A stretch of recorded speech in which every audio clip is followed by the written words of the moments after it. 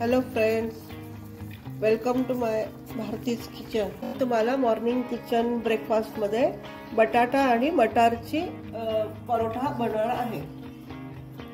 त्यासाठी आपल्याला बटाटे अगोदर बॉईल करून घ्यायचे आणि नंतर गव्हाचे पीठ घेऊन घट्ट मळून घ्यायचं। एक अर्धा तास त्याला झाकून ठेवायचं। ह्या गव्हाच्या पिठामध्ये थोडे चवीनुसार मीठ घालून घ्यायचं।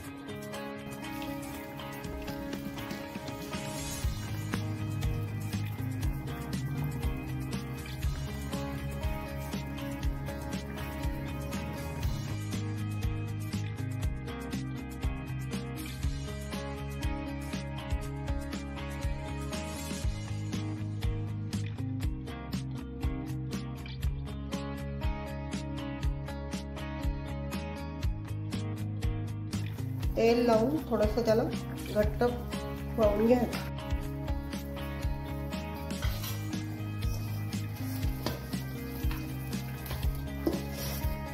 जास्त पातळपणे कमीत कमी 20 ते 25 मिनिट आपण ह्याला झाकून ठेवायचं।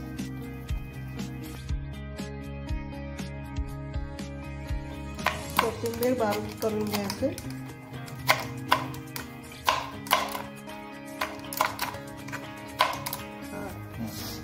त्यासाठी कोथिंबीर, हळद, धने जिरा पावडर आणि सुहाना चाट मसाला आणि थोडेसे मटार आपण मिक्सरमध्ये काढून घ्यायचे, बारीक करून घ्यायचं।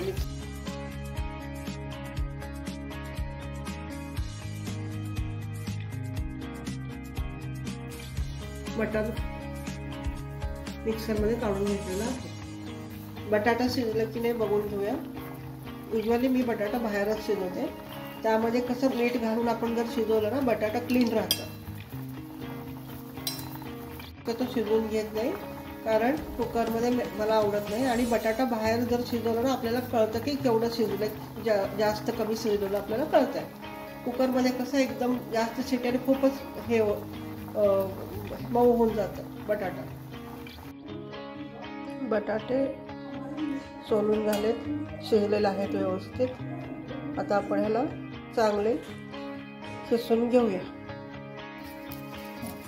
बटाटे सगळे खिसून घ्यावे म्हणजे सॉफ्टनेस त्यामध्ये येतो,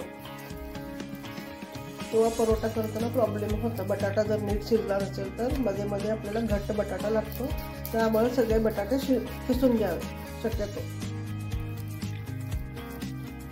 सगळे बटाटे सोलून घेतलेले आहेत, सॉफ्ट झालेला आहे।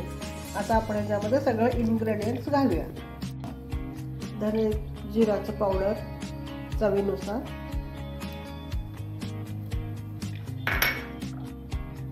हळद, थोडीशी कोथिंबीर,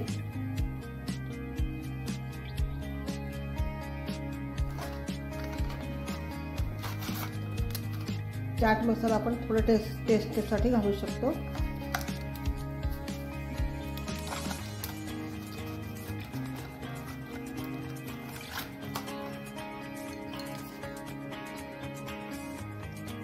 चवीला थोडं मीठ,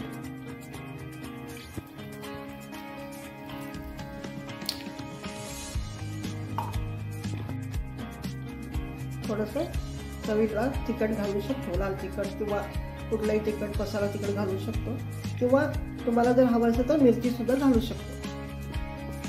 आणि शेवटी मिक्सर केलेले मटार आपण यामध्ये घालायचे।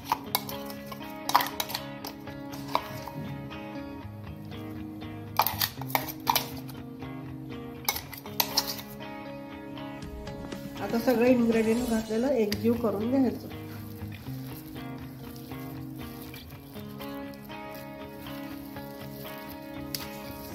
सारण तयार आहे। नंतर ह्याचे छोटे छोटे गोळे करून आपण परोठा बनवायचे। सगळे पीठ चांगले मळलेलं आहे। आता आपण परोठा करायला घेऊया।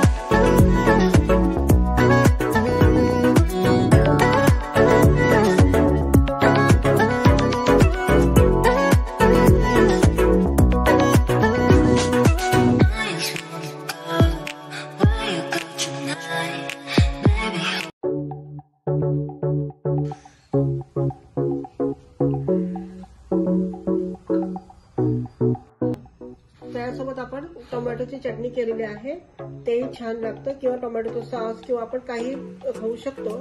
टोमॅटोची चटणी ही स्पेशल आहे. मी तुम्हाला त्याची रेसिपी नेक्स्ट टाइम दाखवते.